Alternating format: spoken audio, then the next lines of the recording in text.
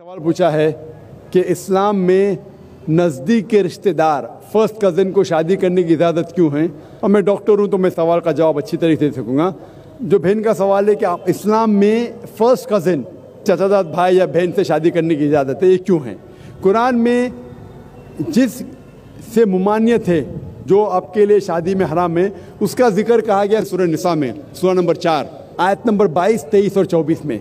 मैंने पहले भी कहा हूँ कि इस्लाम में कहा गया कि आप अपनी माँ से नहीं शादी कर सकते, आपकी बहन से नहीं, आपकी बेटी से नहीं, आपके भाई के बेटी से नहीं, आपके बहन के बेटी से नहीं, आपके वालदा के बहन से नहीं, आपके वालिद के बहन से नहीं, वगैरह वगैरह। इसके अंदर चचाजाद भाई और बहन का जिक्र नहीं है, तो क्यों अलाउड है।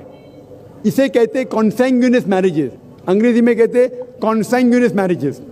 आज की साइंस जो कहती है कॉन्सैंग्यूनियस मैरिज से they can be genetic problems, लेकिन गौर किया जाएगा तो आज की साइंस ये कहती है कि अगर आप अपने सगे भाई या बहन से शादी करते हैं तो बहुत इम्कानात है कि देर में भी जेनेटिक प्रॉब्लम, आपको कई बीमारियां होंगी।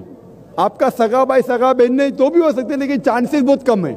इस्लाम में चचाजाद भाई और चचाजाद बहन या फर्स्ट कज़न से शादी करने की इजाज़त है।